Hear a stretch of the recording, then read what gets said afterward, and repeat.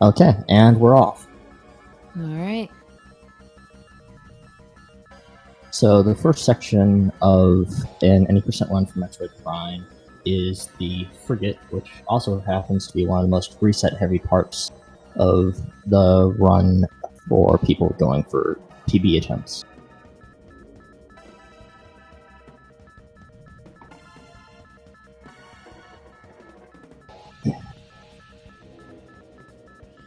The first couple rooms mostly come down to being able to shoot the targets quickly and hitting a few of them before your UI actually shows up, and then moving through the rooms in an efficient manner before we get to our first boss fight. Yeah, so what you're noticing the players doing when they scan onto an object and then launch themselves off at high speeds, it's called scan dashing. Basically, it is abusing the combat strafe mechanic that is normal in the game. You basically just let go of L in the middle of a combat strafe and you just go flying. And since there's no sideways speed cap, you go at very, very high speeds.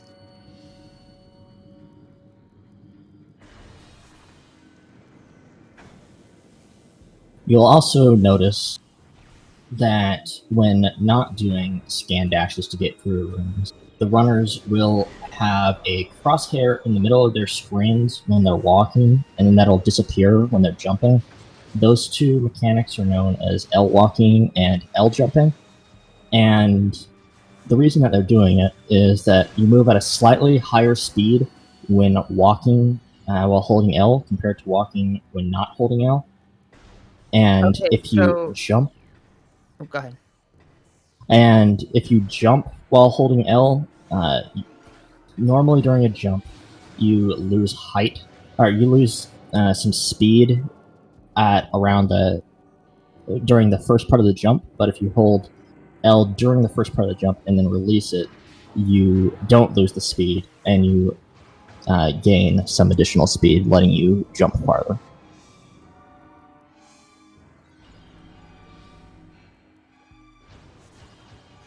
All right, so a little thing to mention before East gets into Parasite Queen. There's a little trick you can do by holding up on the C stick, and you're basically able to, instead of firing a missile once every 3 seconds, you're able to fire 3 missiles in a second. And you can just And you can just look up at Parasite Queen's mouth. Because normally you're supposed to scan her, and then you lock onto her weak point. But you can just look up at it. Hold L halfway to keep your position locked, and then just shoot missiles into her mouth until she's dead. OrbiT is going to do the same thing in just a moment. Okay. I was afraid that the door was going to close on him. That would have not been cool. yeah.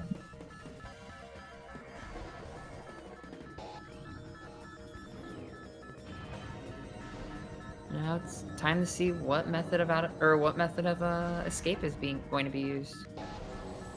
Yeah, there are two methods that you'll see runners at the tournament use in order to escape the frigate. The And each is first, going out of bounds, so okay, this is recoverable. So basically, there is a specific spot where if you morph, you'll end up going out of bounds. You just get repositioned. Alright. good Okay, recovery so from East. yep. Big thing is not every spot out of bounds is standable. So that's why occasionally he will morph and then lay a bomb in order to get back up. Right there he hit a load trigger. Because normally in the game there are like these load triggers, and you normally hit them with normal gameplay, but when you're out of bounds, you need to be very careful and try to hit them as like out of bounds. Yeah. Oh, these jumps are really difficult, by the way. They are 3-frame window jumps. You have 3 frames, 1/20th of a second, to be able to hit each of those jumps. and generally there aren't any visual cues or anything to help you with those jumps. Mm-hmm.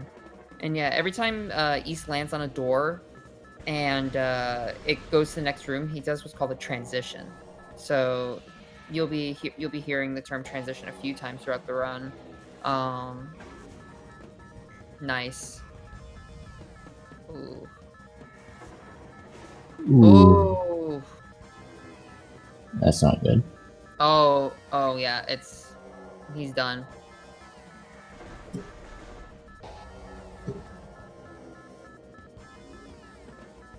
He's all the So way what at the East was bottom. trying to do there was hit a hit a load trigger that would load the final room of the frigate escape and get stuck on some collision so that he could then get on top of the room and do what's called a ceiling warp to get back inbounds. But unfortunately, he ended up hitting the load trigger but falling down to the bottom of the room, making it so that he could not get to the final area of the frigate. So now he's going to either need to reset his run, or if he had taken a safety save before Parasite Queen, he could have reloaded and fought Parasite Queen and proceeded on I think he's trying to find a to place attempt to it a aether second jump time. up. Which aether jumping was that 3-frame window jumps that I was mentioning earlier.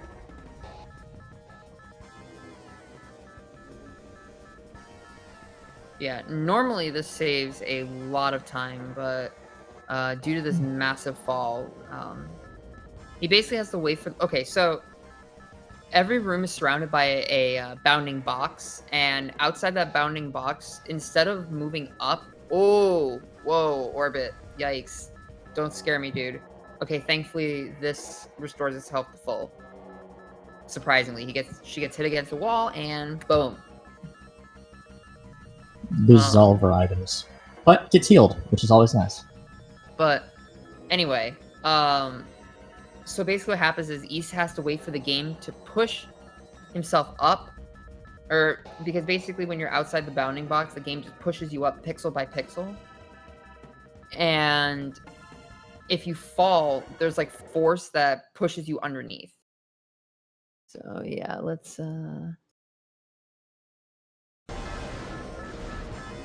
Alright, so it looks like East is opting to reset and try again. Yeah. In this tournament, something that the runners can request is a gentleman's reset, where both runners would start their race over from the beginning if one of them has something go catastrophically wrong during frigate. The time period to be able to request that reset ends as soon as the runners get past frigate and onto Talon 4. But it appears that East is not opting to request that reset. Yeah, that frigate escape, the going out of bounds, which we call wall crawling, that wall crawl is so hard. It is one of the most difficult in the entire run. So props to East for going for it. On OrbiT's side, you're gonna see him do a scan dash to the right, and what this is going to allow is for him to get space jump much earlier than you're intended to. Normally it's the 7th item in the sequence, and he's getting it first, even before missiles. And getting space jump allows him to access a lot of areas much quicker or easier than you're intended to by the game. Yeah, so it saves multiple minutes. For context, in a casual run of Metroid Prime, you might not get space jump for well over an hour or more. Yep. But by doing space jump first, you're able to get it within the first, well within the first 2 minutes. Yeah.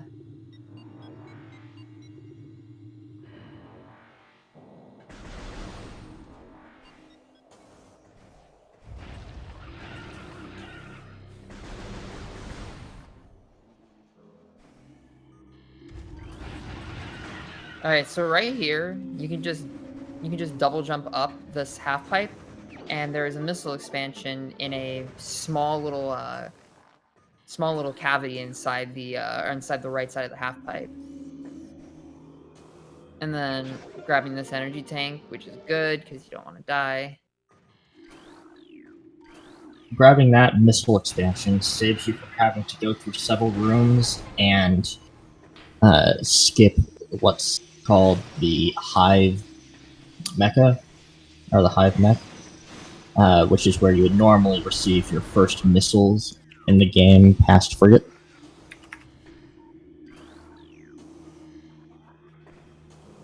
Which also saves a couple minutes. It's a pretty major time save. That boss is a pain, and granted, you can skip it, even if you don't have space jump, but it's still you still don't need to go over to that area whatsoever. Oh, okay, so orbits basically skip the fight thanks to having space jump and able to dash over the trigger. But since you grab it on the way back, basically this music is going to be going for the next like 2 to 3 minutes. So enjoy the music in the place where it shouldn't be. And East did choose to take a safety save before Parasite Queen this time, so that he can give Frigate Wall Crawl at least one more try, without losing quite as much time. All right, Oh, he didn't pause. Okay, so I guess I'll explain that room when East gets there, because I know he'll pause.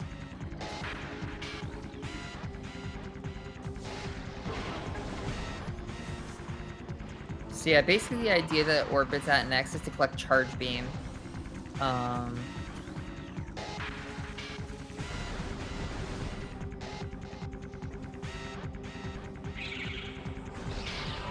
let's see how this goes.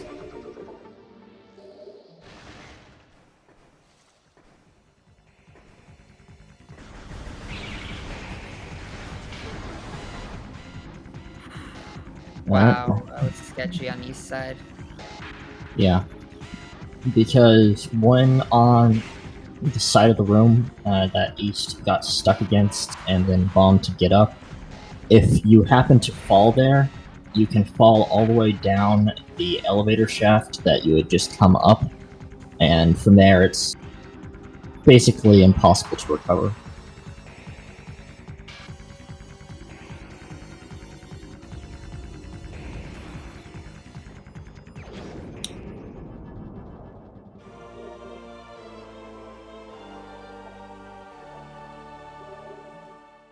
Nice Aether jumping.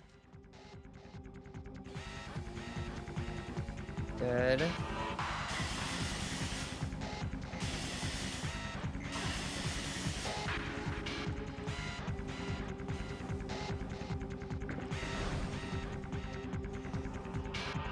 One interesting thing about the fact that in any percent we grab Charge Beam is that technically, in the any percent following the any percent route, Charge Beam is not required in order to complete the game, because we do not need to use super missiles or collect them. Okay, he got it. Good job, East. But just the time save that you get from having Charge Beam in combat situations and when fighting bosses makes the slight detour to get it much quicker than going without it.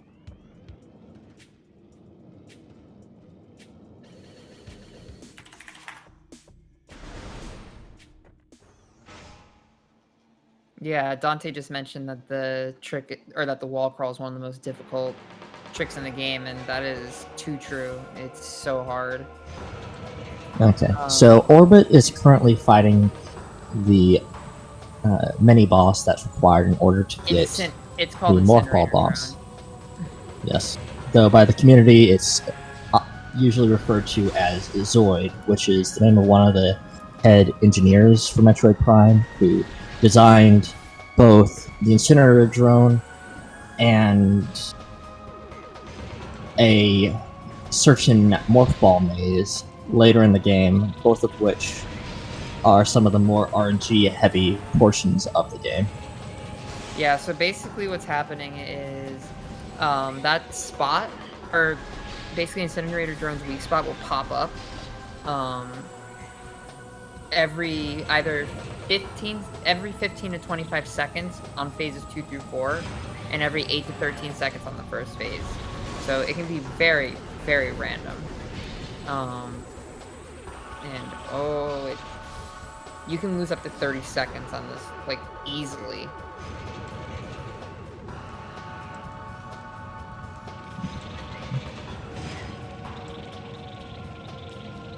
You can also lose even a bit more time if you accidentally have your beam positioned in a spot where it will shoot through Zoid's weak spot instead of hitting it, and that can lose another couple seconds.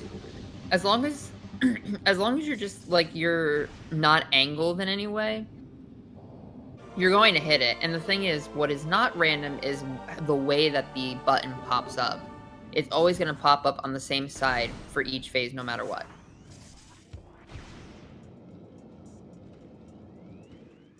I hate this jump on the right side that East is doing. Yeah.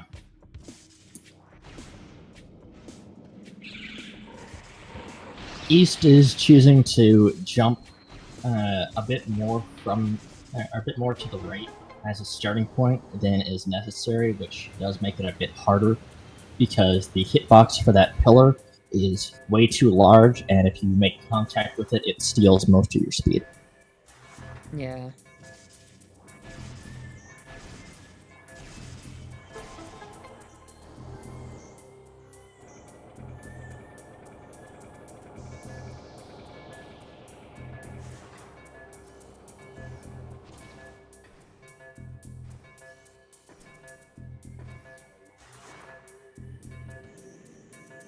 Oof.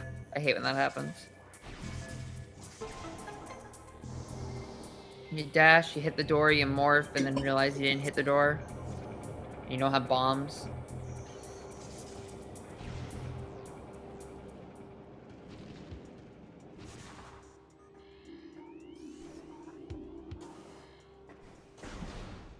Okay, so East is currently moving into the room that Vinny was talking about a minute ago, where she was surprised OrbiT didn't pause. Basically, if you shoot that door and then open and close your map, the next room will load a little bit quicker, while also not progressing the in-game timer because you are in what's considered a pause screen.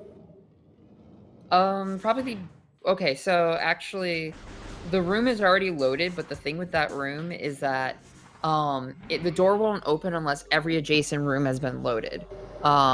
So if you pause, for some reason, that door will open earlier than intended.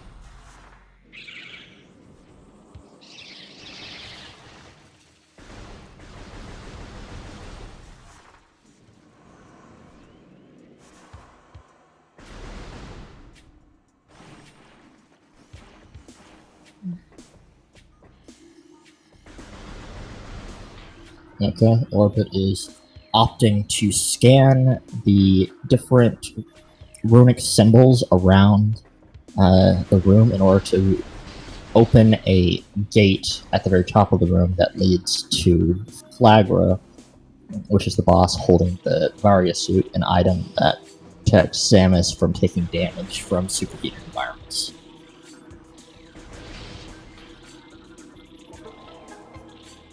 Oh, I thought OrbiT accidentally scanned the health right there.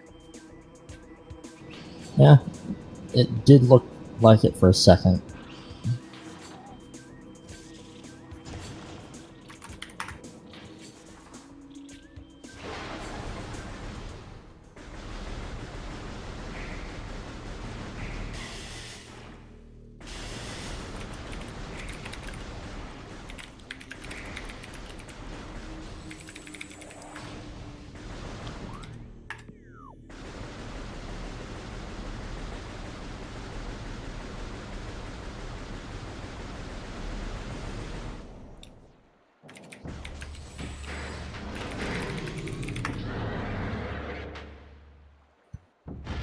Okay. So the Flogger fight, you are intended to go through 4 phases where you have to shoot those mirrors around the room to get Flagra to fall down and retract the vines from the different from the 4 different morph ball tunnels, allowing you to roll into them and bomb the morph ball slots at the end of each tunnel. But if you do the first tunnel as intended, it activates the other 3 slots, and if you drop a bomb close enough so that the bomb hits the hitbox of the slot, you're able to blow up that tunnel without having to lower the mirrors or enter the tunnel or the slot itself, which drastically speeds up the fight. Yeah, because you basically have 1 more mirror every single time, so it's 2 mirrors, and 3 mirrors, and 4 mirrors.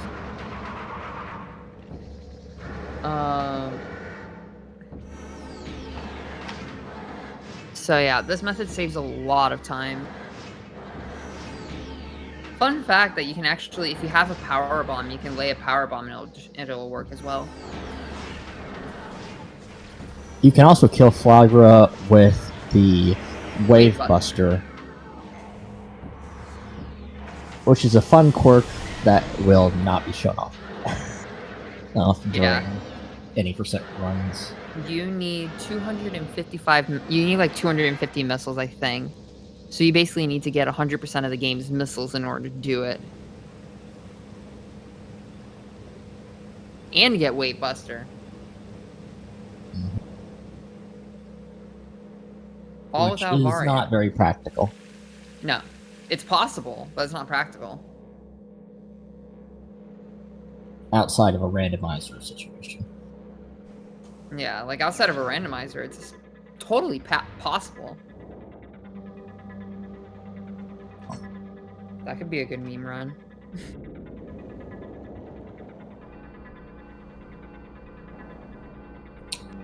I believe that Flagra is considered a she. I don't know. Though it's kind of odd to assign a gender to a plant. There are male and female plants. Yeah.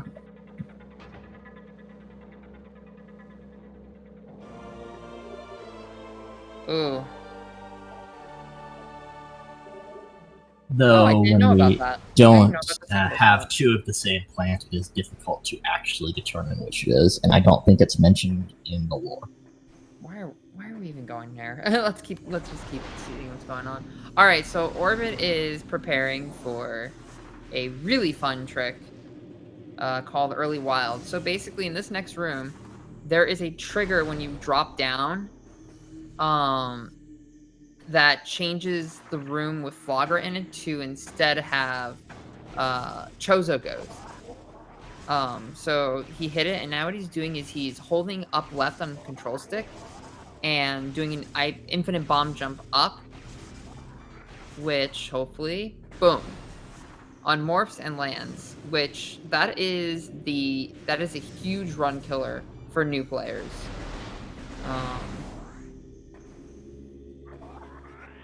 There is a more consistent way of doing this trick, but it's much slower, and it's honestly, I would say, harder. But it's almost impossible to fail. And that method is referred to as Floaty Wild, and it involves jumping on one of the mirrors before leaving Flagra's room, falling out of bounds, and then making contact with the water in order to have your physics get completely messed up, allowing you to jump much higher than intended. Oh, nice hit!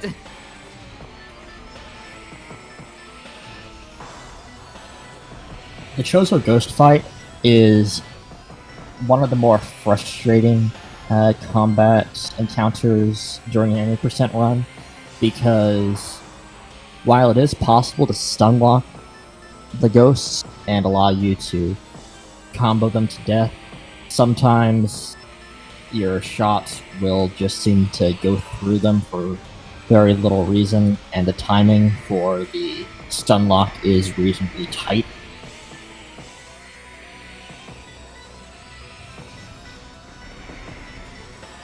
Orbit's screen is giving me vertigo.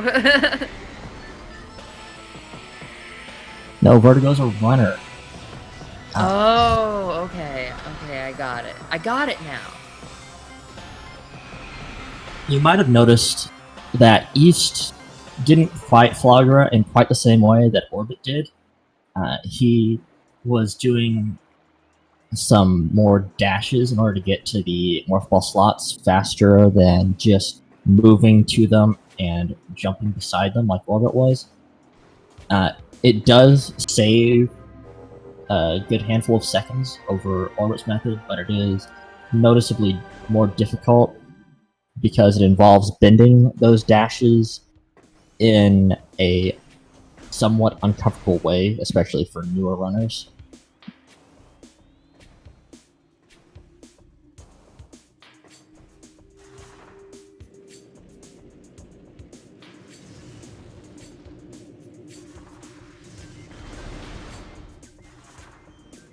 Now that Orbit has collected the Artifact of Wild, he's going to be moving to Magmor Caverns and attempting to traverse through Magmor Caverns as quickly as possible while picking up an artifact in one of the first rooms by shooting it with 2 missiles instead of the intended super missile. Or is it intended to be a super missile, or is it supposed to be just normal missiles with the use of the X-ray visor? Nobody's sure.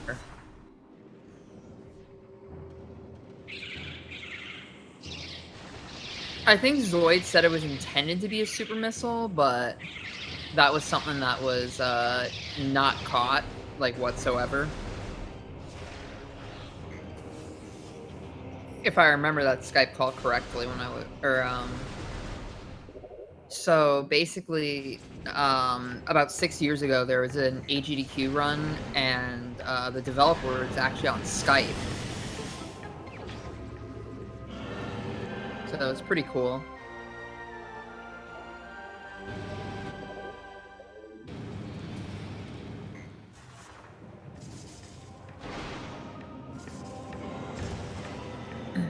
But yeah, anyway, you can get that artifact right away.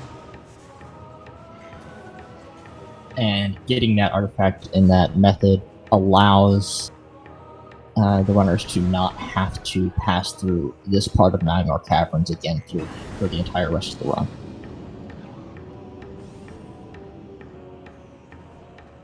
After picking up that artifact, the only goal is to get to Phendrana Drifts as quickly as possible to collect the Boost Ball, the Wave Beam, and the Artifact of Sun before leaving to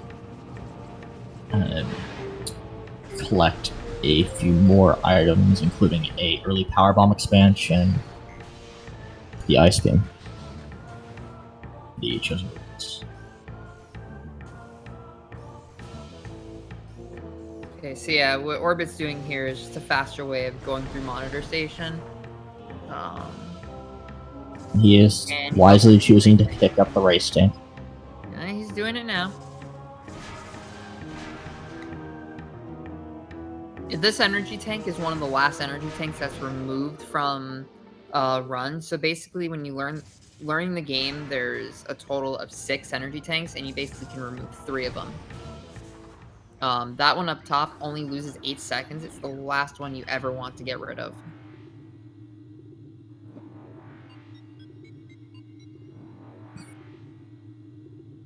And having that extra 100 energy from that energy tank is very nice to have because it increases your margin of safety by a significant amount. Oh, is Tank of Shame faster? I mean, Yeah, I I guess think you're... Tank of Shame is like 3 to 5 seconds of time lost, but it is a lot later. Yeah, exactly what Justin said. It's after the point in the run where you need it.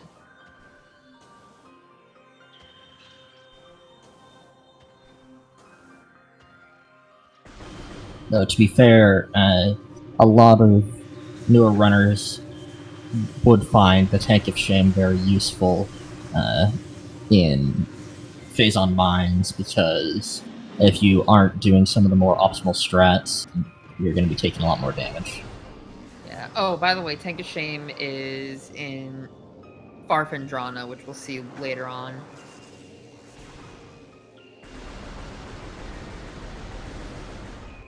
And it's just referred to as the Tank of Shame because if you're collecting it in an 8% run, it usually means that you made some mistakes that caused you to take a lot of damage, and you are wanting to collect it to avoid getting killed by some turrets or flying pirates when collecting the fertilizer. I know I'm absolutely horrible at health management. I've had to collect the Tank of Shame many, many times. Oh, so you don't need to scan the terminal to lower these platforms. You can just use space jump to get over there and grab boost ball. And there is a slightly faster method that you can do by doing a dash off of one of the snow cones that you can currently see on OrbiT's screen. What is the which saves you from a couple jumps. Because like in the community, we just call them inverted snow cones because they look like inverted snow cones. Yeah.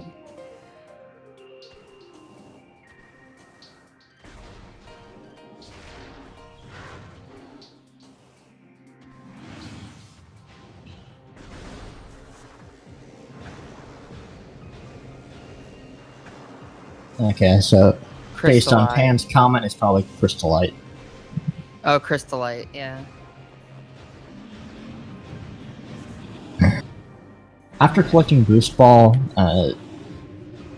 the next two items that are going to be collected are the Wave Beam and the Artifact of Sun. For newer runners, what you'll see them do is they will fight the Mother Sheegoth in order to get the Wave Beam.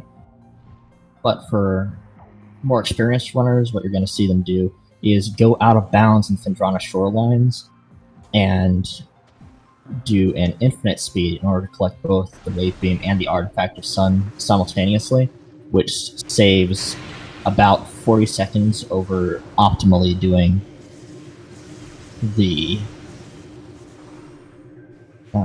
method that you're going to see OrbiT doing, which is to collect the Wave Beam in the mostly intended manner and then do an infinite speed in the Sheegoth room in order to collect the Artifact of Sun.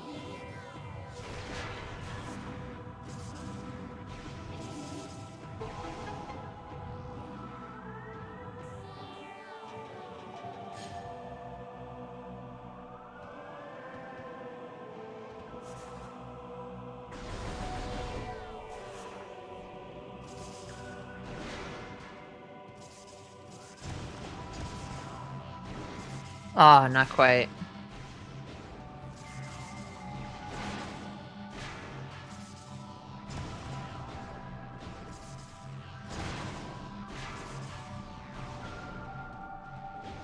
So, for the Sheegoth fight, you first have to defeat 4 baby Sheegoths, which is done by either hitting them in the back with one fully charged charge beam shot, and then 4 uncharged power beam shots, or by using, I believe it's 3 missiles. I don't remember. I haven't fought these in a while.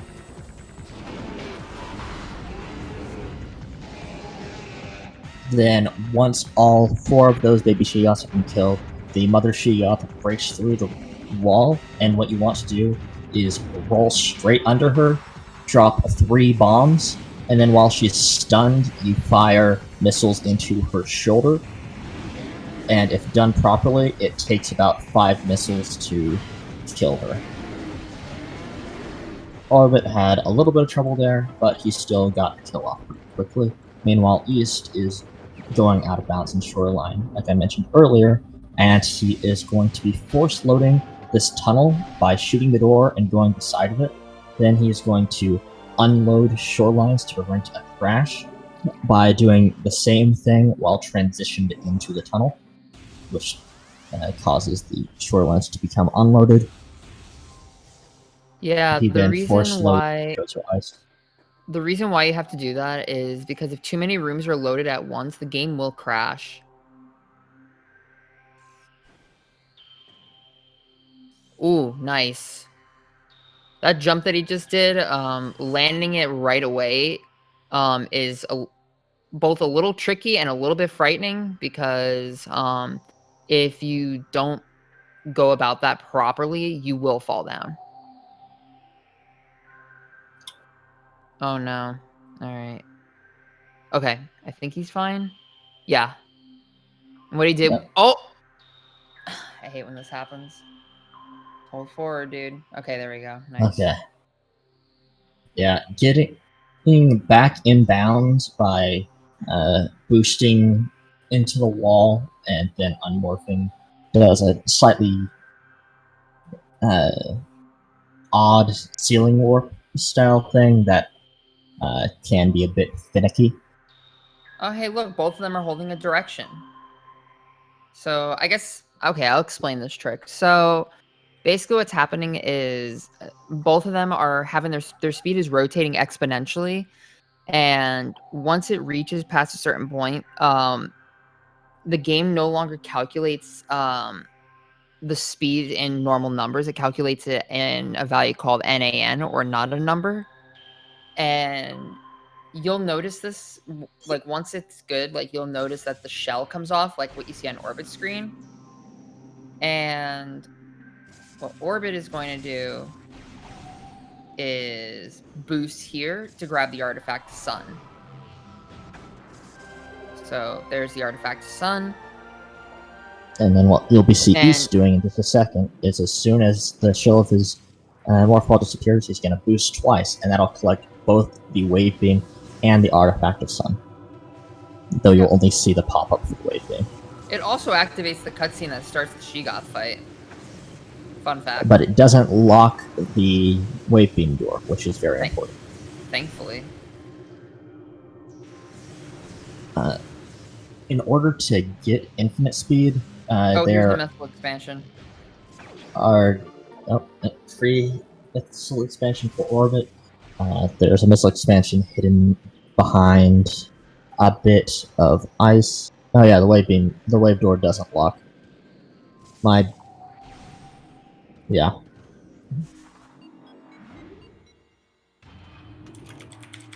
Thanks, Edson. Just a second. I'm being called. I'll be back in just a moment. Okay. So yeah, now they're both. Now Issa's caught up.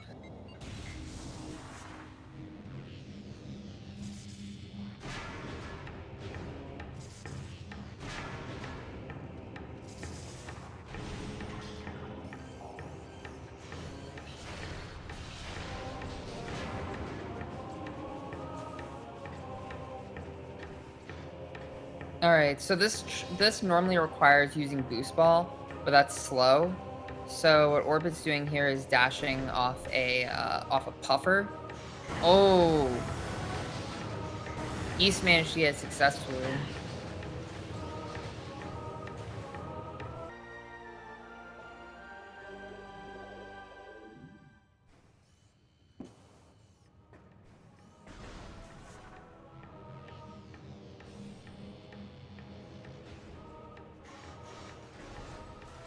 I've never seen that instant unmorph.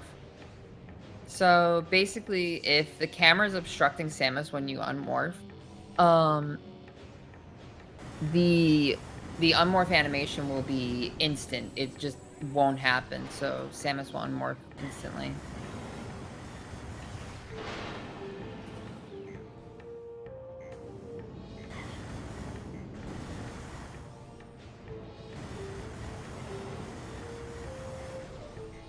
Yeah, so OrbiT opting to use Boost Ball.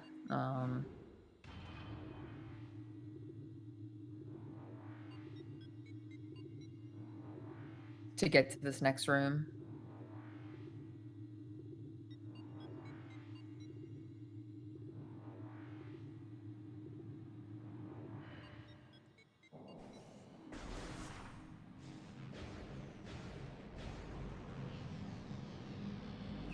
All right, so East is heading back to Chozo Ruins in order to grab a few things.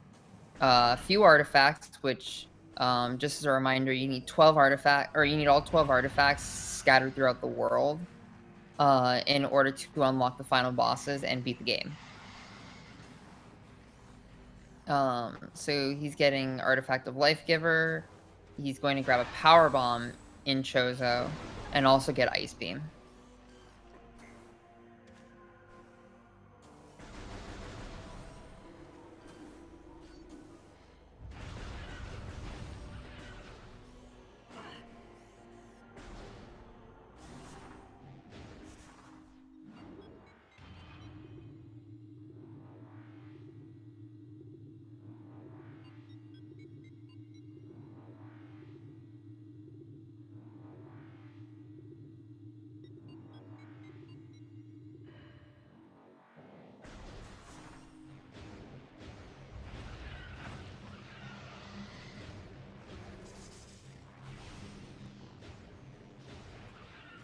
Alright, so East is heading back to Ruined Shrine.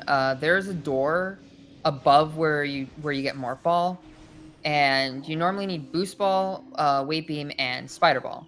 But since there's no Spider Ball, East is gonna use another way to get up. You can actually like dash or jump to that little corner and um, land on it and just go to the door. So Spider Ball and Boost Ball are not needed.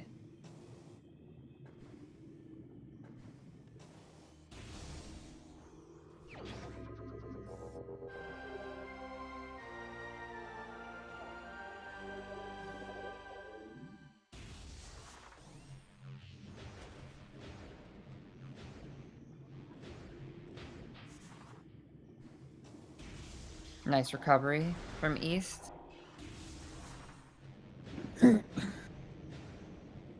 Alright, I am back. Sorry Welcome about back. that. Oh, no worries. So it looks like East has pulled ahead.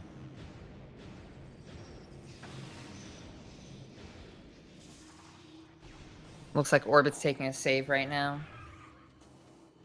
It's a little bit out of the way, but Better still be safe than sorry. good to take safety saves, especially if you're concerned about being able to finish one.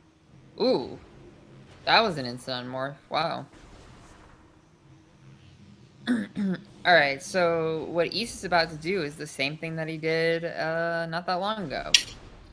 Go into a corner, hold the direction for about a minute. So yeah. We just sit here and wait. Or just over a minute in the case of this room, unless he does what he's doing right now, which puts less of the room in focus, reducing the amount of lag.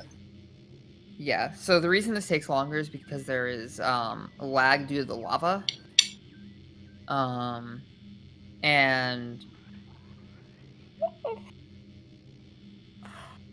on the other side of the room is a power bomb, or a wall that has a power bomb expansion behind it. Problem is, the only way to get past that wall is to have a power bomb. That is something that East does not have right now. So, we're gonna use infinite speed instead.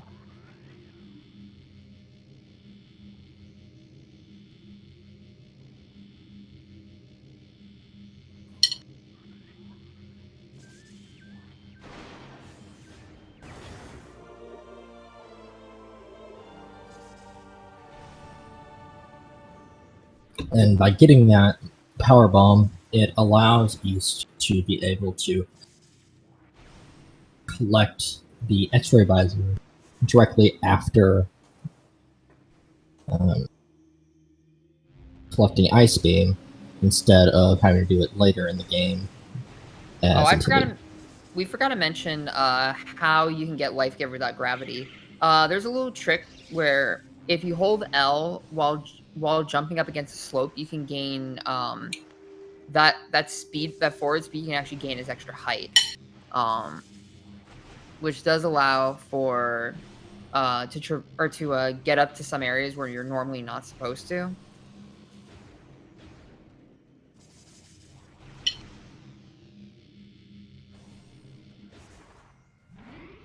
And if you do that underwater, you get a much more noticeable vertical boost. Yeah, you can actually make that jump without space jump. Mm. That's how noticeable a difference it is underwater. Yeah, because without that slope jump, you are, even with space jump, without gravity, you're only going to make it about halfway up that wall. All right, so what East is doing is a trick called Ice Beam before Flagra. Basically, it's a wall crawl that originally its intention was to get Ice Beam before you fought Flagra, but in the most recent route, we don't do that anymore. We go Flagra first and then Ice Beam later. Which is good for routing overall, I feel, because the more advanced you get at the game, you don't need to change your route for any percent whatsoever. You just choose, hey, am I going to do this or am I not going to do this? Mm-hmm. He's just hitting the load trigger there and checking to see if it worked. So the reason East shot there was to check that the room was loaded. If the room is loaded, then the shot will actually hit a surface. But if it's not, it will just like go. It will just like go on forever. Okay, he's fine. And a pretty good furnace overall. A little sketchy, but it worked.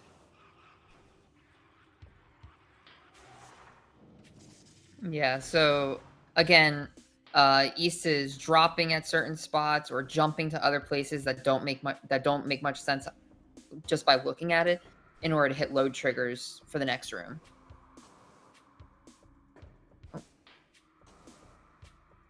Making sure to stand on the standable spots and not fall down. Falling down in this room is nasty. So he's being extremely careful here. Whoa. And he's having a little bit of trouble getting on this standable spot, but he got that. He's doing a slightly safer version of the second to last jump. You can just jump straight to that platform, but he just to jump on one more standable spot for him. And that slope jump trick I mentioned earlier allows you to get up the stone-toed spines. And get up to the second level of the room without needing to use Boost Ball. OrbiT got a successful light show cancel. So,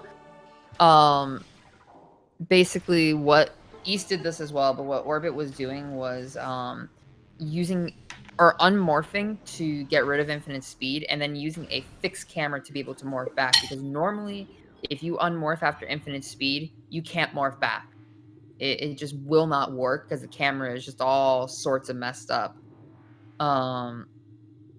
Which is also why this save station that OrbiT is going to right now, it was critical that the missile plate that was on it was broken at the beginning of the run.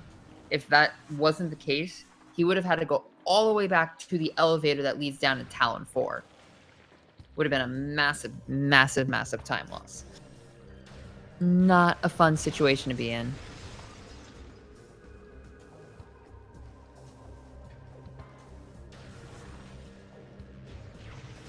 Because while you're able to temporarily remove the effects of light show by using a fixed camera, It's you not permanent. are not able to completely remove it without entering a cutscene.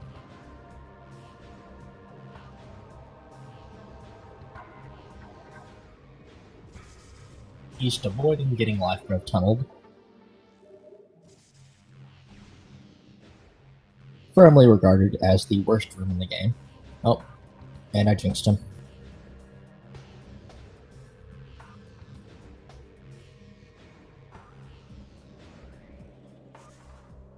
Life Grove Tunnel's terrible. Basically, Life Grove Tunnel is just that Morphball half pipe that you use Boost Ball to get up. But there's a lot of weird collision in that tunnel that can just take all of your speed away and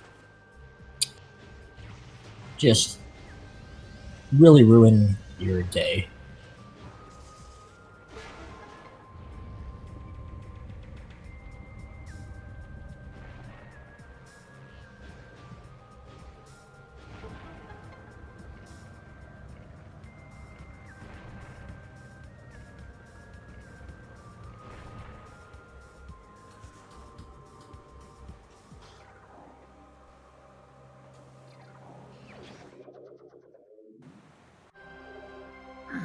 Nice pause. Alright, so OrbiT's doing things a little bit differently here. He is going through inbounds as opposed to out of bounds.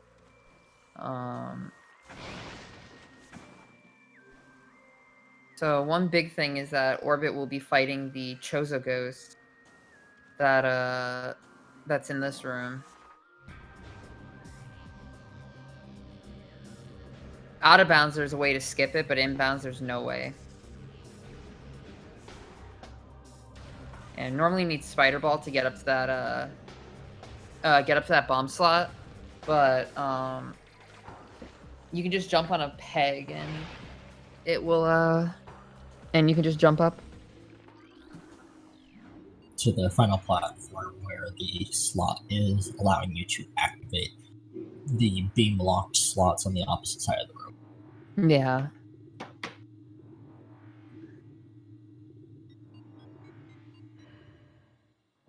Which is required in order to be able to collect the final artifact that you collected on 80% run. Second to last, technically, but yeah, you're right. We collect the one artifact at last.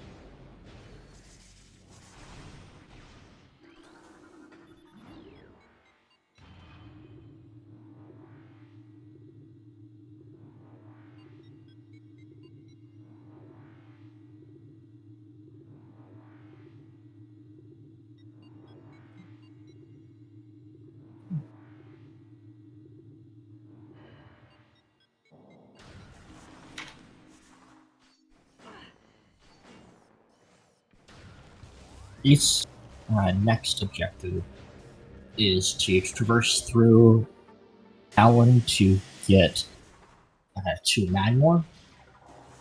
And in Magmore, he is going to be collecting his Plasma Beam without needing Spider Ball.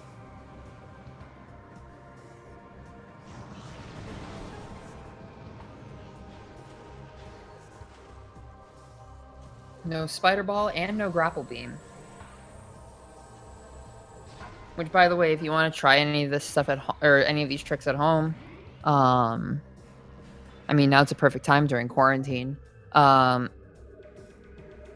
You need to have a specific version of the game. It needs to be North America version 0-00, which is basically the original version of the game. Player's choice, you can't scan dash and you can't get Plasma Beam early. PAL, you need Power Bombs in order to get Plasma Beam. There's quite a few differences overall.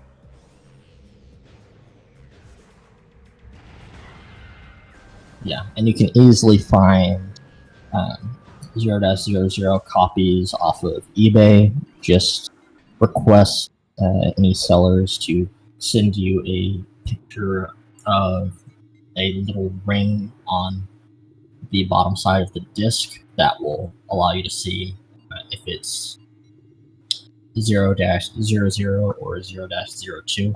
0-02, then it's the player's choice version, and you want to find another copy. And if you find 0-01 for whatever reason, that's pretty rare. But anyway, he's just completely skipped a room that requires Spider Ball by using a R-jump. Which is basically... There are multiple ways to... Yeah, You so go ahead. basically with R jumping, um it takes advantage of the fact that holding R and L locks your momentum and uses it to gain as much sideways speed as possible.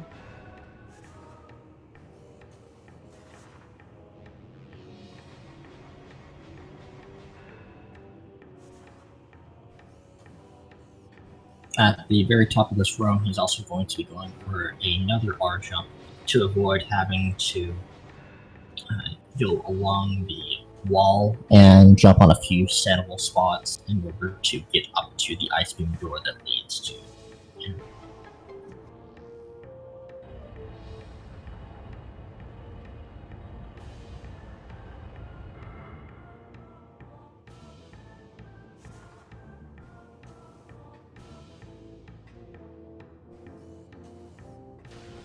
Nice, he got it. Between which two, Miranda? Oh, are you looking at chat? Yeah. Between doing the R jump and the steadable terrain one, or between the two runners currently. If it's No, the two runners, then East is far East ahead. is around 3 minutes. More than that.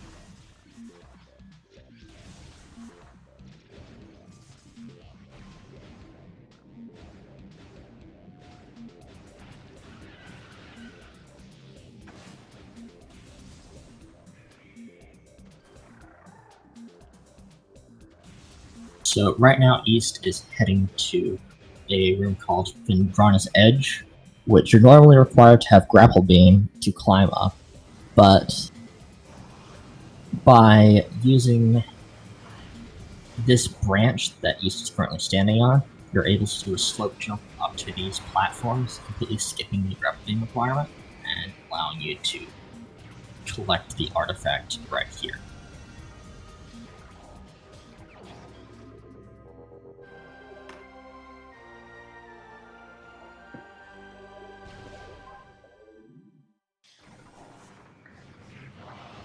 Oh no, the memes In this chat. room, you can also opt to go to the very top of the room to collect an extra powerbomb expansion, which, while it does lose a handful of seconds, it does save you from having to worry about not having power bombs in later sections of the game. Yeah, basically you need one power bomb after leaving Farfindrana, and there are many places to get one, but all those options have a 2 in 7 chance of dropping a power bomb. So you're basically at a disadvantage every single time. So we'll see And what there are happens. situations in which you will not get a power bomb drop, and you'll need to either reload rooms to try them again, or just reset.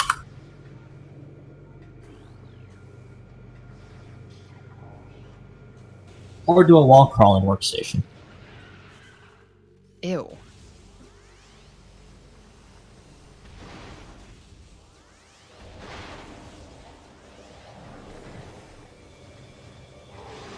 So he's checking those East two was boxes. taking a little bit of time to blow up those boxes for a chance to get a power bomb, as well as guarantee that the window at the top of the room will be broken through. Yeah, if you go in too far and just like don't move through that room properly, the pirate that normally breaks the glass, because basically East is going through this entire area backwards. the pirate that breaks that glass will actually try to go after you instead, and you have to reload the room. It's awful.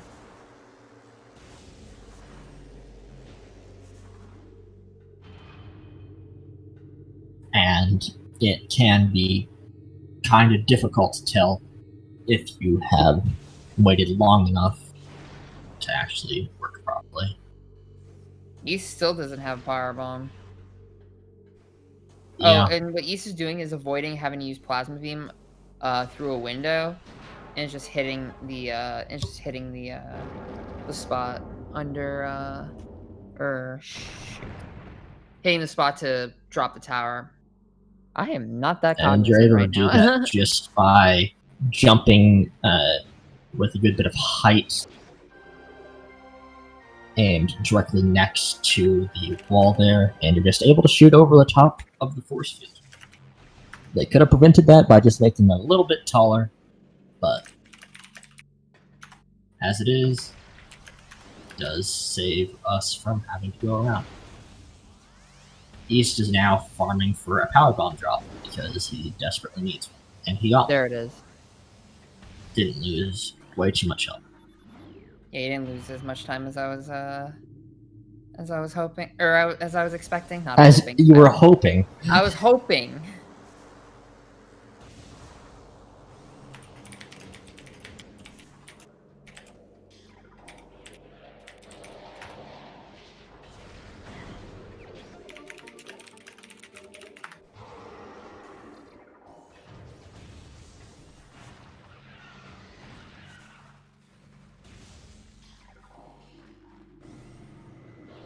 Now, East is going to be doing a little trick when collecting thermal called falling thermal, and it allows you to scan all 3 points without having any downtime between them, which does save some time.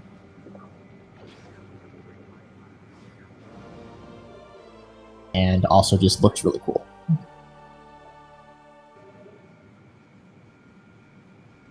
For anybody who wants to learn how to do that, East himself actually has a tutorial on how to do that trick. Oh, on falling frigate? Or on falling thermal? Yeah. No, I need to actually learn that.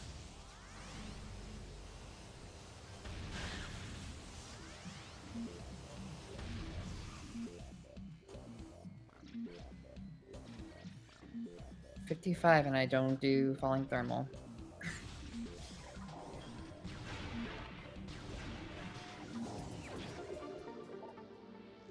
Yeah, East has made quite a few tutorials. Now, this is the last you'll be seeing of Findrana on east side of the screen, or on East's game. You might be seeing OrbiT choose to fight Thardus after collecting the artifact and actually the 2 artifacts in Thermal Visor. But you're able to completely skip the Spotter Ball by doing some decently difficult tricks in the Phazon Mines, which saves about 5 minutes, I think, over fighting Thardus.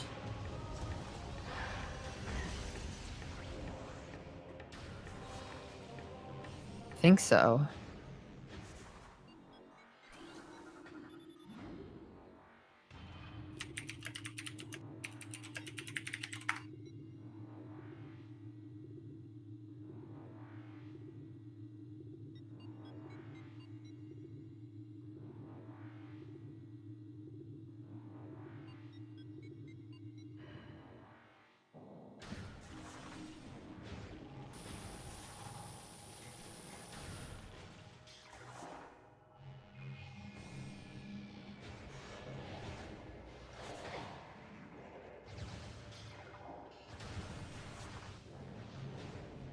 Okay.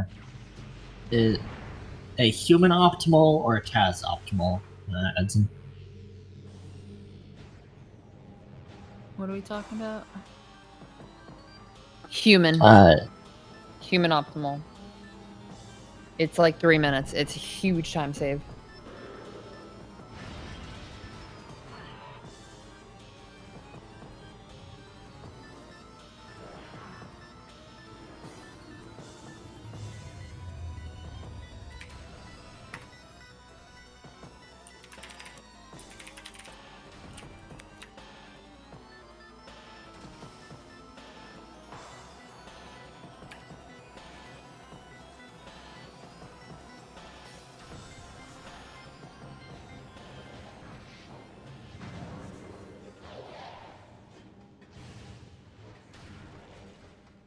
Yeah, sorry everyone, we've been giving you some misinformation. Every trick in the game only saves 8 seconds. Oh my goodness.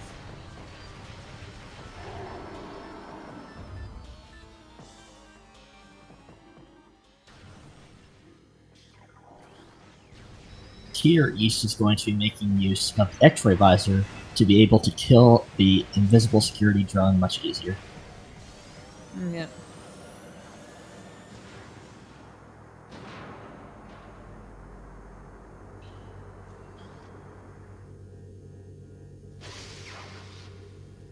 And here we see the second RNG heavy part of the run, the maze. Is he going for it? Well, He's going for... Okay. So he tried to go for a trick called maze skip. And basically, it's using a bomb to pop yourself out as you go in. And you basically have a 2-frame window to get popped out. I've never seen this maze. Interesting. like a 20 square maze? Something around there? So a pretty good maze. I'm not sure exactly. Edgen will probably drop the maze details in the chat at some point. Yeah, there is a program that was created by Claris that you can just input the sides of certain walls and you'll get it'll pop up one of the 300 possible mazes and give you the optimal route through it. Yep.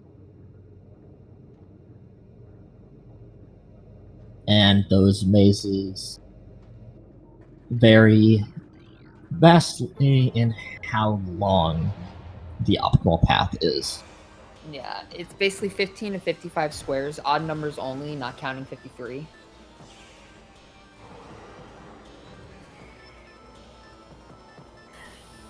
Ooh, East tried to dash across and failed. So Oh, he's gonna 31 try squares? Again. Apparently that was a 31 square maze. A bit longer than I thought. Yeah, it's a little longer than I thought it was too.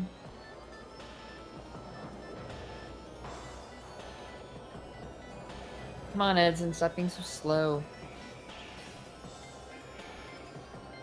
So this is the first room where you have to do an extra trick in order to get through it while skipping the spider ball. You need to do a slope jump off of this rock to get on top of this support slash catwalk, I guess. Yeah, and then you can do a dash off of that missile, a Metroid that pops up in front of you, or you can do a R jump that to make it there as well, though I don't know how to do that R jump. It's if I'm not mistaken, it's just really precise. Well, not precise, but you need to get a good R jump in order to get across.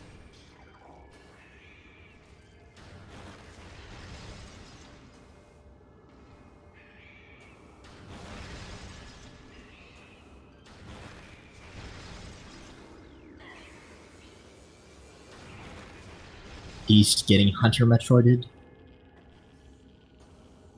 and choosing not to go for a somewhat weird standable spot next to one of the mushrooms.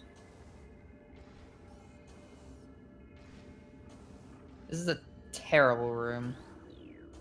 It is. Also, shooting Hunter Metroids consistently is hard.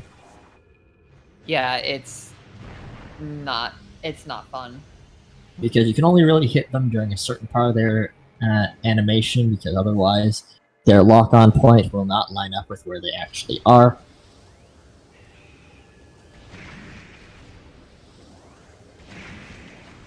Wait, ice beams hit Metroids? Well, Ice Beam can't hit anything, especially not Exo, but... That's true. Imagine if ice beam can hit Metroid Prime. Yeah, what Dante said, imagine actually fighting Exo. In 2020?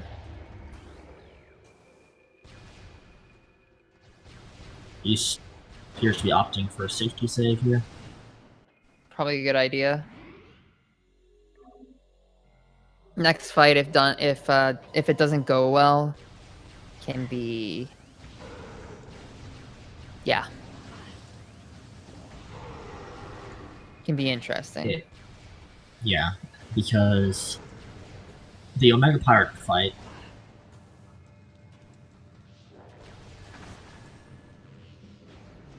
while it is possible to one-cycle it very consistently, you can still have complications arise if you don't get trooper skip, or if a trooper manages to jump in front of you, intercepting one of your charged plasma shots.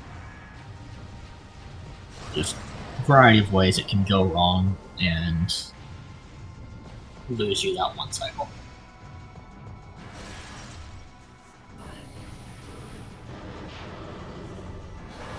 Nice trooper skip.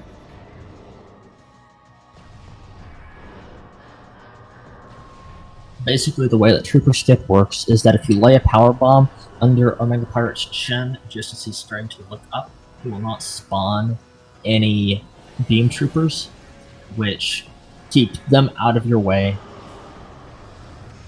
and allows you to just focus on properly manipulating where the Omega Pirate will spawn, as well as hitting all of your fully charged plasma shots. For the last pull, you have two primary options in an 80% run. Either you do a final two fully charged plasma shots, or you can drop a power bomb. The power bomb, while it can take some practice to get used to, does give you a bit more leeway in case one of your charged plasma shots was not fully charged. Yeah, because Omega Pirate has 600 life, that's it. So 6 fully charged plasma shots will kill him, but it has to be fully charged. If you don't fully charge those shots, then it won't go down in 6 hits. Yeah, though if you do have a non-fully charged plasma shot, hit it and it's quick enough, you can finish it off on when it pops up, when the Omega Pirate shows up for a 4th time, and still maintain your one cycle. But at that point, several pirates will have spawned and could get in your way, causing you to have to resort to a 2 cycle, or just die, depending on the situation. Yeah, it's not pleasant. Here Looks like East OrbiT is doesn't have a good time backtracking with to it. get the artifact of Newborn. Yeah, it looks like OrbiT's having a bit of trouble with that Hunter Metroid. They are a pain, for sure. They are. Usually one of the most annoying enemies. In order to get the artifact of Newborn, you are intended to need the Phazon suit to become immune to blue Phazon damage. There are 2 ways to get past that Phazon suit requirement for Newborn. One is to do a difficult wall crawl, which allows you to get Newborn on the way to fight Omega Pirate. The other is if you have 12 energy tanks, you are able to collect it in basically the intended manner, just a very efficient way of doing the intended method. 13. Well, It's 13? you normally have 13 in 100% runs, but you can do it with as little as 11, and I think in task can do it in 9.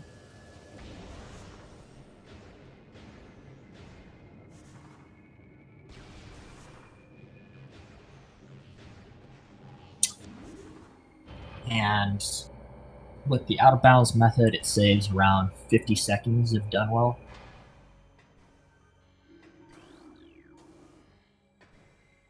Does East have a power bomb right now? If East doesn't have a power bomb, that's trouble. That's all I'm gonna say for now. That's not good.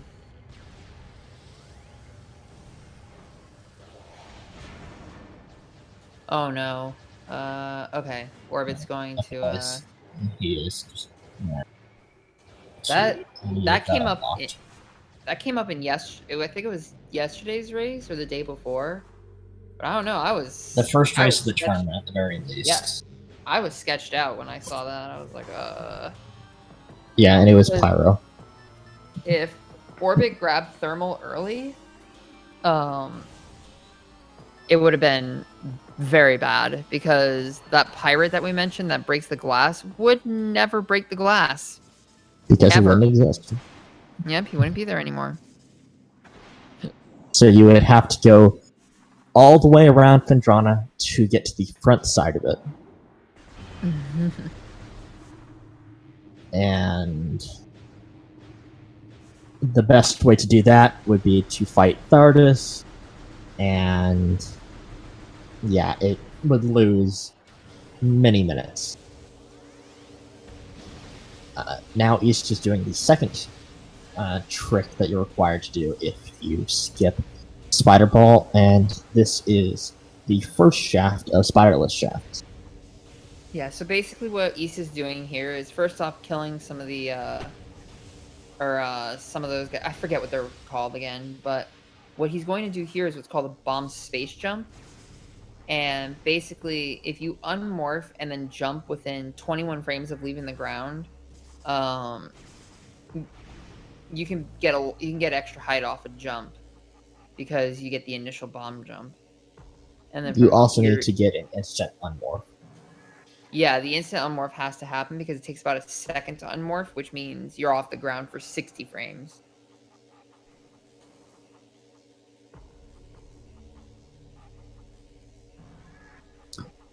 After landing on, or after doing the bomb space jump, there are two standable spots that you'll see people use. The most common one is the one that you just saw East use. Oh, and he did get his power bomb that he needed. That's good. Nice, that's pretty lucky. Oh, the bomb ooze, yeah. And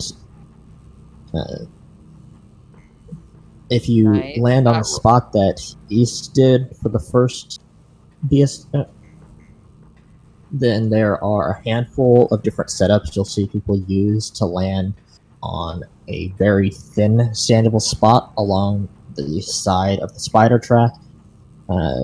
Most of them involve jumping to that the second place that you can land off of the BSJ, though there is one setup that doesn't require that jump and will have you doing it backwards. Ooh, Orbit's health is kind of sketching me out a bit. He'll probably opt to pick up the Tank of Shame. Yeah. So for anybody who's interested in starting to run the game, there is no shame in picking up the Tank of Shame. It's just It's just a community name. Yeah. Why? Oh yeah, East was lucky enough to not have Calvin be too much of a pain. Calvin is the name of that power trooper up at the top of the room. Calvin is the worst. He will knock you down to the bottom of the room without being able to blow up the wall. He will manage to shoot you from the top of the room, making you fail the AI manipulation on the Phazon Elite. Oh, we forgot to talk about that. Oh yeah. Yeah, so basically to manipulate those elite pirates, both the regular elite pirates, the Phazon elite, and even Omega pirate, if you stand to the side and do not come across their line of sight, then they'll just turn around like idiots until they look at you. But here's the thing, if you get in their line of sight, even for a single frame, then the AI will start like getting aggressive, they'll attack you and everything. And they'll have big sections of time where they are effectively impossible to damage, and which is very annoying.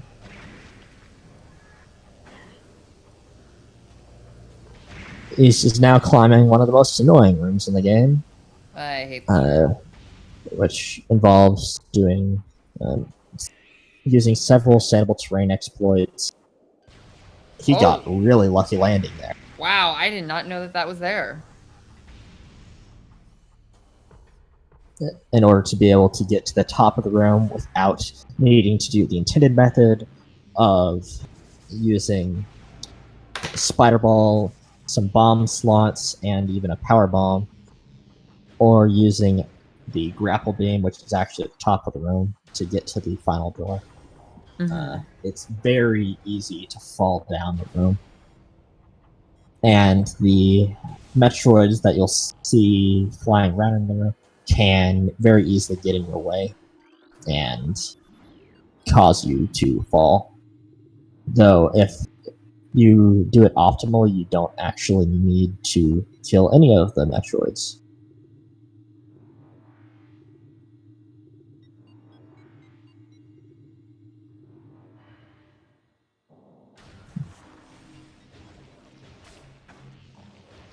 Now that East has finished with the mines, he only has 2 more items left to collect. Yeah, the right now, artifact under the Chozo statue, and then the final artifact in the artifact temple, which is usually one of the first artifacts that a casual player will pick up. yeah, because the hint system will eventually send you to the artifact temple, and then you can look at, you can take like 5 hints. I think it's 5 hints. And then the other 6 unlock, I think after Plasma Beam? I couldn't tell you. I have not played the game in the intended manner in about a decade. Yeah, it's been at least 15 years for me. So don't quote me on that one.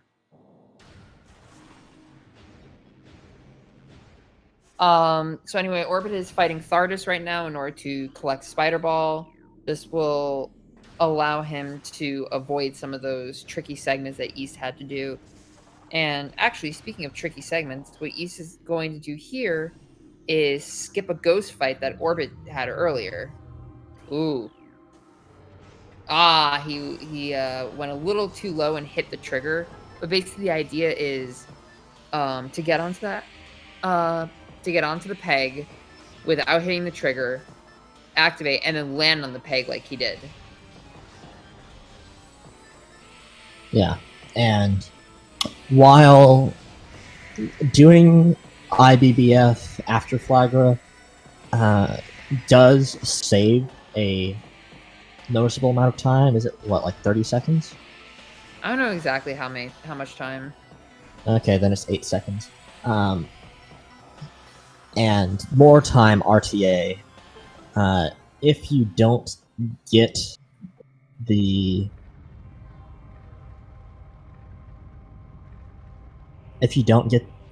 ghost fight skip, it doesn't save almost any time at all compared to doing the method that you saw OrbiT do. Yeah.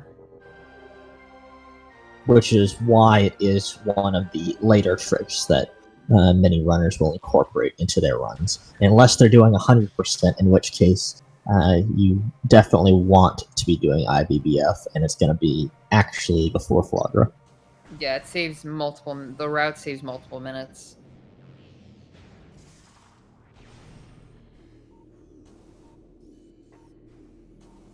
Right now, East is trying to do a scan dash to get into a loading trigger to make this door open quicker. You didn't quite get that scan dash. You need to have enough height and be in the right position, or you'll see just over the lip of that second level of the room.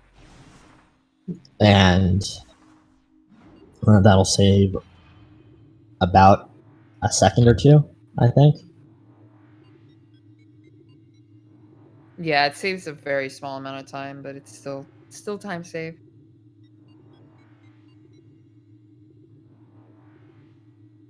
And failing it also only loses a very small amount of time.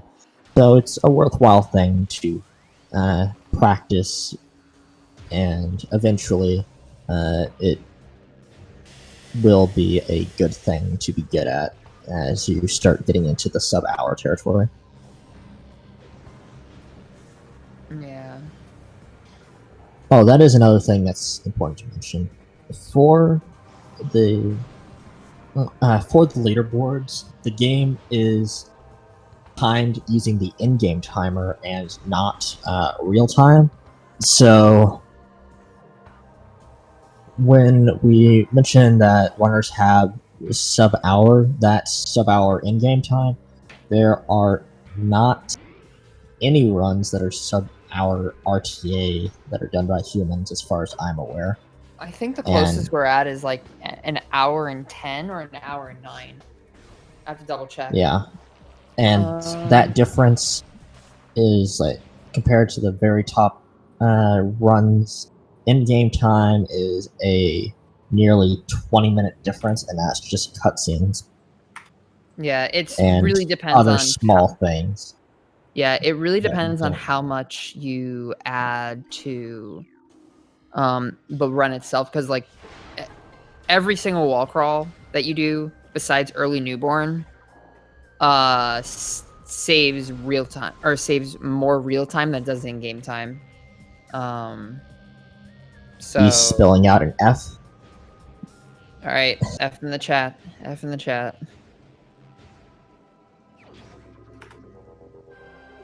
Yeah, Yeah, it's approximately 19 and minutes and 30 seconds of cutscenes with the optimal route. yeah, and if you aren't doing any wall crawls, that adds about 23 almost 5 minutes? minutes mark. I think it's, Cutscenes, yeah, I think, quite a lot. like 4 or 5 minutes.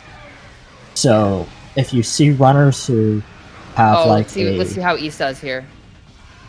Okay. So East was attempting to get a shot in.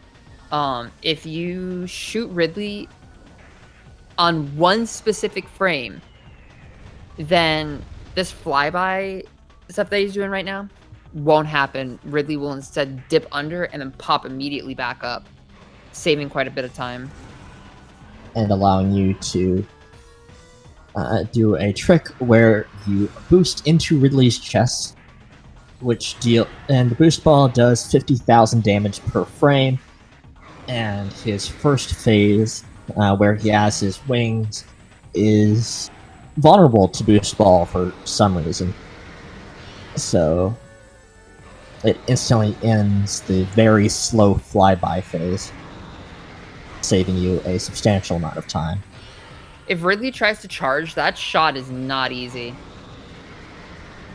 Ooh, And if you do it thank a you. little bit too late, like East did right there, he will actually be invulnerable for the period that he is stunned. Which is still faster than if he charges, but it's frustrating. Yeah. But overall, a pretty good fight. Not bad, not bad.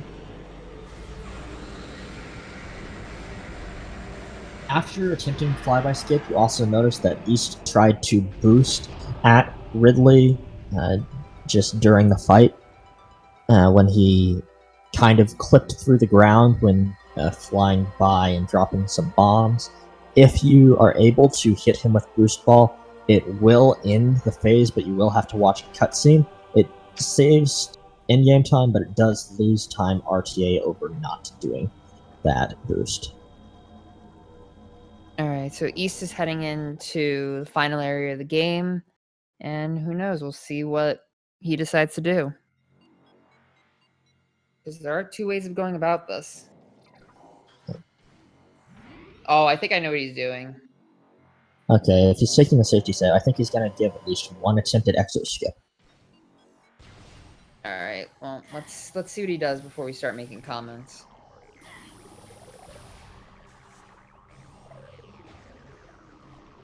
Okay, so what East did there is these two Metroids need to die. They respawn, but for some reason the initially spawned Metroids will not work for this trick. Just killing the other one right there.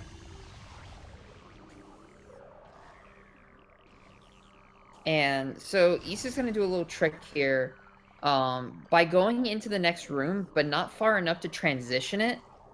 The Metroid's going to attack, and he does a little trick where he gets the Metroid in the room and then makes sure that the Metroid isn't stuck on the wall, or otherwise the Metroid will die.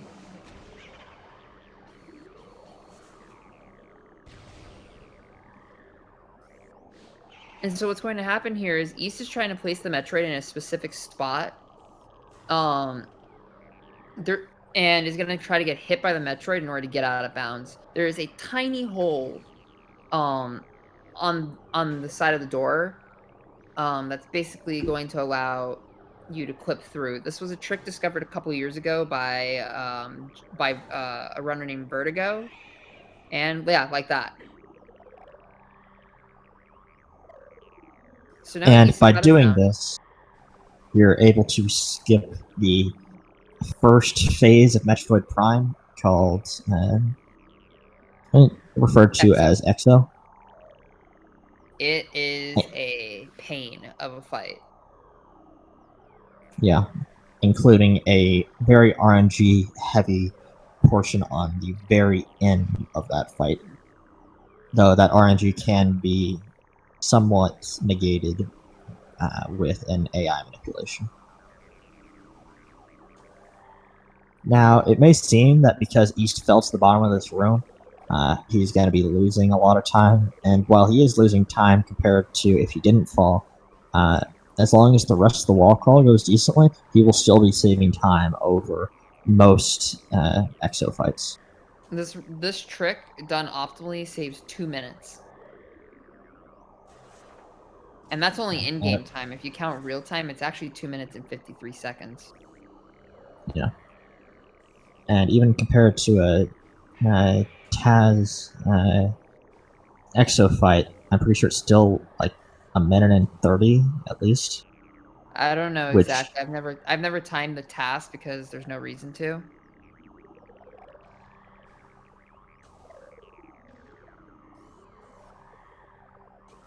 He's just standing on a load trigger there, waiting for this room to finish loading. Now, he needs to be very careful. Um, if he's not careful, he can hit a trigger that will warp him into this room, causing the fight to start, and you basically just have to fight Exo from there on out. yeah, there are also similar triggers on the subsequent subchambers, but if you hit them then it'll put you in bounds and drop you into a fight with an invisible and immortal exo soft locking you. Yeah, well, it's not invisible. I thought it was invisible. Okay, it might just be No, so invincible. the only trigger is at subchamber 1, which is coming up. You have to avoid this trigger. If you don't, then you get to see Exo. You can even shoot her if you want, but she's not gonna take any damage.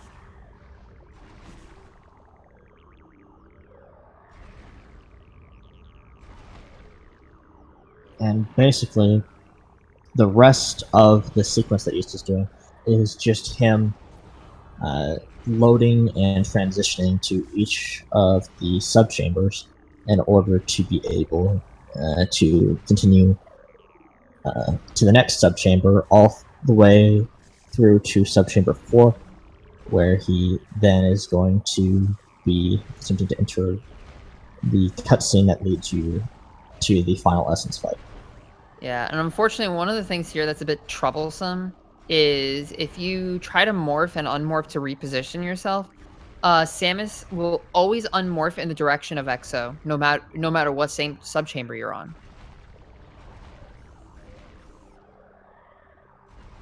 Doesn't matter what, it really had no bearing. See, like right there. Yeah.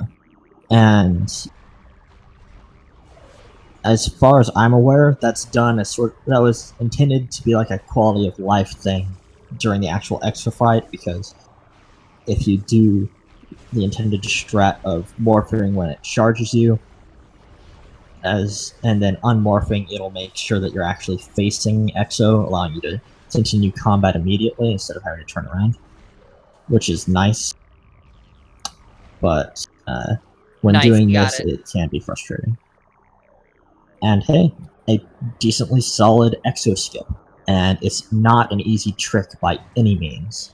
No. Like, many of the top runners are only now implementing it into their PB as well.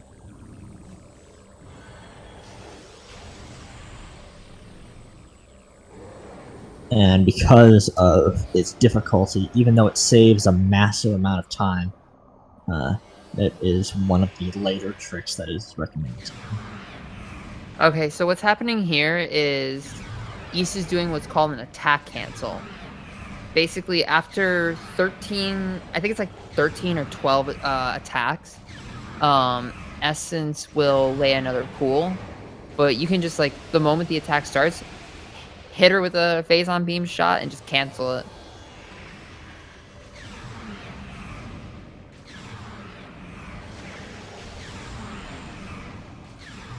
And by doing this, Ooh, East she is went in a able better to position. completely avoid the waiting periods between pools, as well as prevents pool skips that could be caused by by Essence moving to an area where it is too near to the discarded exoskeleton. After doing the attack cancels for 2 pools, on the final pool, you want to do about 11 to 13 pool cancels, It's which is actually, like, where you, I think it's like 7. 6 or 7 if you do it optimally. though doing more wastes very little time and makes it a bit safer. Yeah. But nice. Good And job, East. yeah, GG to East. East finished with a time of 1:37:36 RTA. We'll see what that ends up being in-game time, though there was a lot of time lost due to the frigate wall crawl early on. Though even with that free wall crawl, that is a SRL PB for him Nice. by 23 seconds.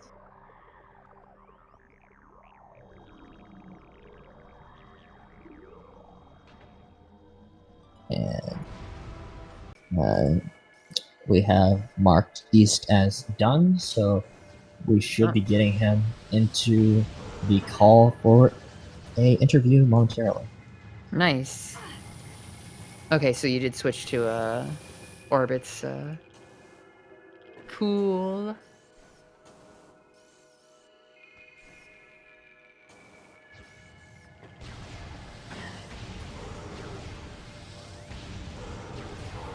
Yeah, Orbit's just taking this room safe. It is a room that can easily go wrong. It is incredibly dangerous if something happens. Yeah, there are multiple ways to cross it quicker than the intended method, and he is using one of those despite having Spider Ball.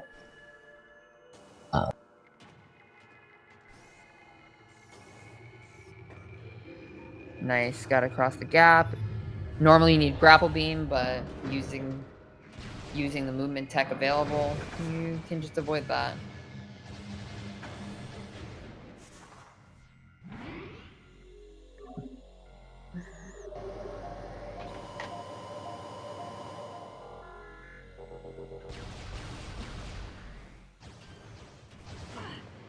So OrbiT can choose to finish his run, though we might not be able to keep the stream going throughout the entire remainder of the run, just depending on the SpeedGaming schedule. Yeah, Has I know East there's not another gotten run. his invite yet? his I know PM that- from the SpeedGaming bot. I know that there's another run coming up in about 13 minutes, which actually, you mind holding the fort? I haven't had anything to eat yet today. Oh yeah, you're commentating for that one too. Yeah, I am. Actually, I signed up for all 3 of them, even though the third one's an hour apart from the second. Oops. But, yeah, I'll be right back. Alright.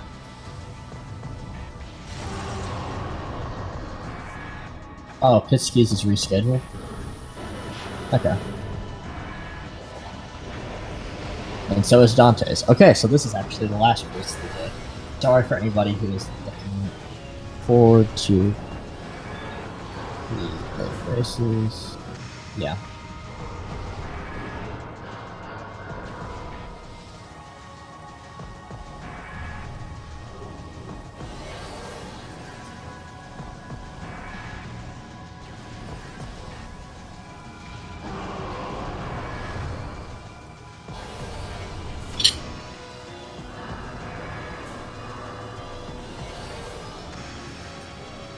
I have sent East his invite to the commentary stream, or the commentary room.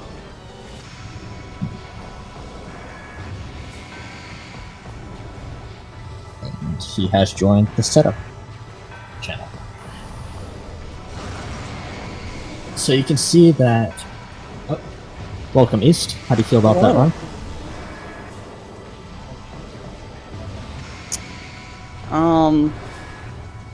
Minus the start.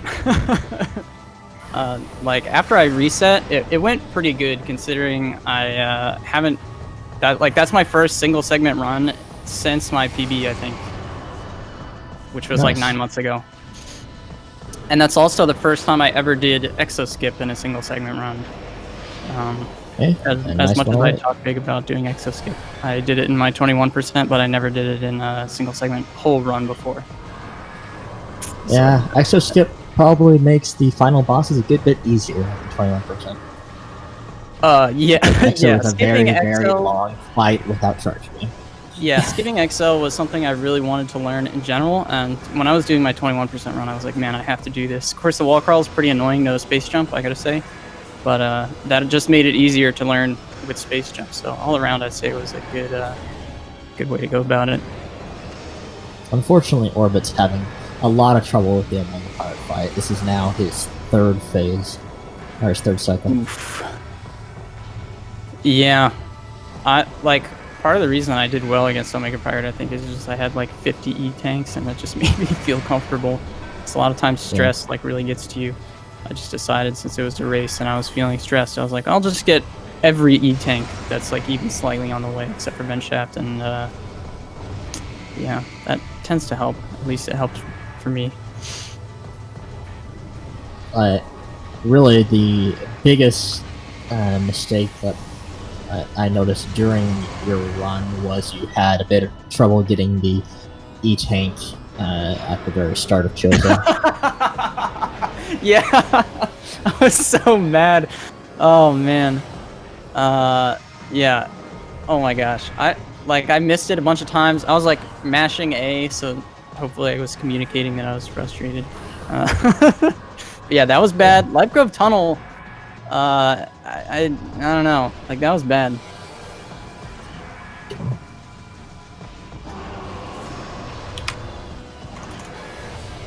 At least exo skip went well. Yeah, exo skip went pretty well. I got out of bounds kind of fast, like relatively.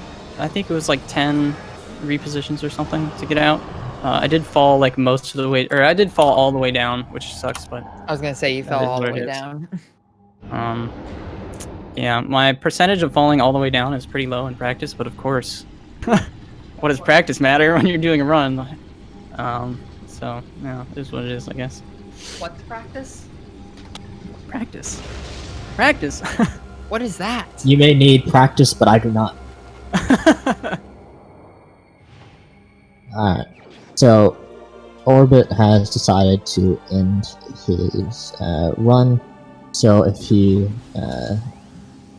does not forfeit in the SRL, that'll mark that race is finished. I've marked him as forfeit on the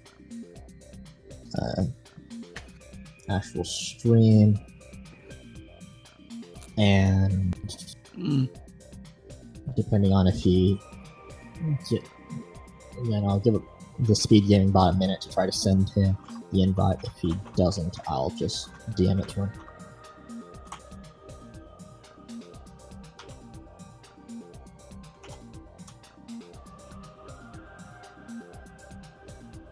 Really good stuff.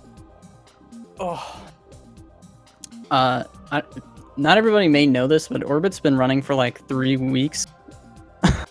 So like the fact that he's like getting through the game at all is really like amazing. And That's major impressive. props to him for having Like it's kind of insane. courage to actually partake in this tournament. Like there's no skill requirement. There were no skill requirements for the tournament, but it can be very Intimidating. stressful and intimidating. Yeah, OrbiT, if you could type .forfeit in the SRL room, that'll keep the SRL room from getting stuck opened.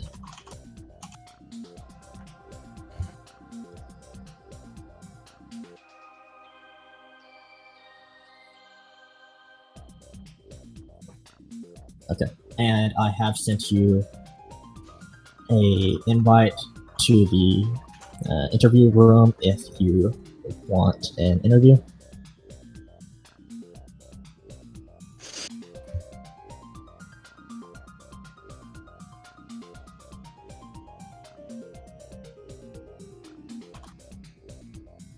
Major props to OrbiT for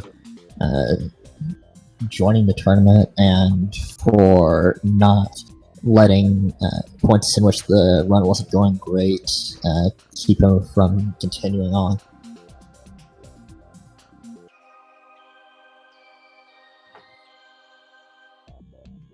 If anyone in the audience is interested in learning how to do the 80% run, there is a Discord for the Metroid Prime speedrunning community, and in there we have plenty of resources for new runners, including a full 80% tutorial showing some of the most beginner-friendly tricks.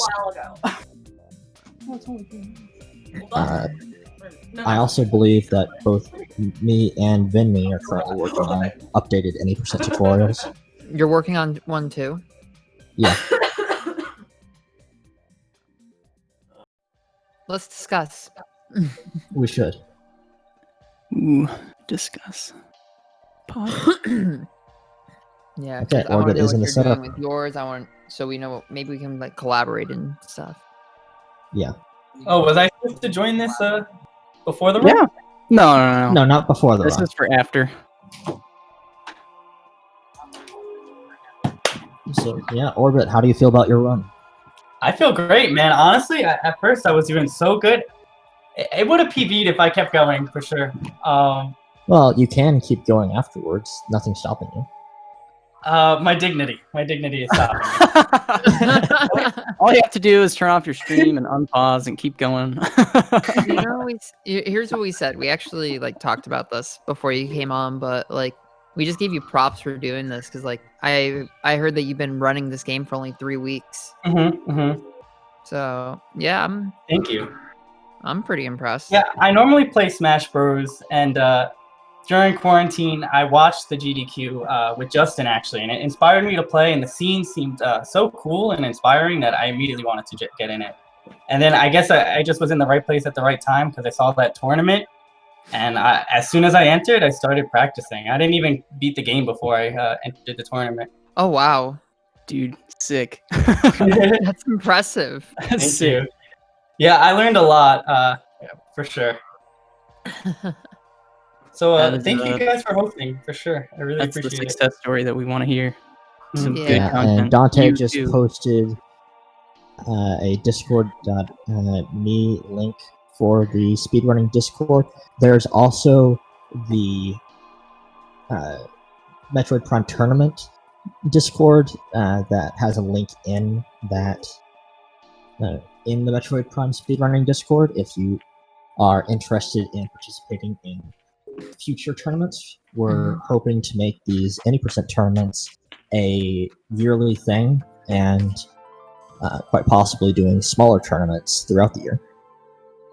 Yeah. So definitely come join both the speedrunning Discord and the tournament Discord if you're interested. Yeah. So actually, I was wrong. There isn't another run coming up in 3 minutes. That one's being rescheduled tomorrow, but there is one coming up in about an hour. Yeah. From Nope, now. that one's also being rescheduled. It got rescheduled. Oh, really? Oof. Ooh. Okay. Never mind then. Well, we picked this time slot to warm up the stream for all day Metroid Prime content, but I guess we will just have to settle with being the pinnacle for today. I don't know. Yeah. Hey, it happens. Okay, I'm gonna take a final. Thank you guys so much for watching. Thank you for commentating. Yes, of course. you for Thank playing. you. Good gamies. Yeah, thanks for running. All right. Take care, guys. Yep. See you. Yeah. All right. Everyone, take care. make sure to follow both of our runners. They both did a great job today, and just follow them and watch their streams if you want to see more Metroid Prime speedrunning goodness. Also follow my co-commentator, Vin Misa, or Vinme. Hi. She is one of the top runners for this game. And she's really good. Yeah, she does she Exo is Skip too. incredible. If you like Exo Skip, you gotta follow Venmi and watch all her streams. She streams like she's almost every day. also made the only forget wall crawl tutorial that I can think of. Also, further follow East because he has made some of the most high quality tutorials for Metroid Prime tricks. Some of those are also voiced by his wife Miranda, who Twitch stream he just linked in the chat.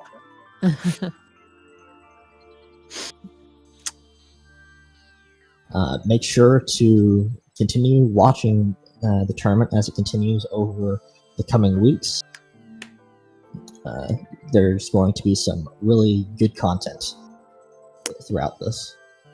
Because I won this race, my next race is against Pan, and his PB is 10 seconds faster than mine, so that will be really close. Ooh, that's going to be a good match. Make sure to tune into that. We haven't scheduled it yet, but soon I'm PM. excited. I'm very excited now. Yeah. And everyone should be really excited for round 2 because when that starts, you'll be seeing some of the very top tier runners who got buys on the first round, such as Justin DM and I believe Edson. Vertigo is also Edson, and Vertigo, Cody, myself. It's going to be really exciting. Yeah. You might even get to see me get stomped by Justin if I win my first race. I had to face Alright. Justin in the tournament like 4 years ago, and yeah, you get stomped. that's what happens. Okay, everyone. Is there anything that either of you would like to say before we finish up the stream? Oh, thanks to SpeedGaming for hosting us, and thanks to Dante for doing all the work on our side to interface with SpeedGaming, making this all possible. You guys are superheroes, and all the volunteers. As well as for Ooh, hosting the entire SpeedGaming tournament. Seems like a Portal 2 thing's going on right now, so we should probably get going. Let them give the spotlight over to Portal 2. So, Yes. take care, Then- everyone. Thank you, and goodbye. We'll see you.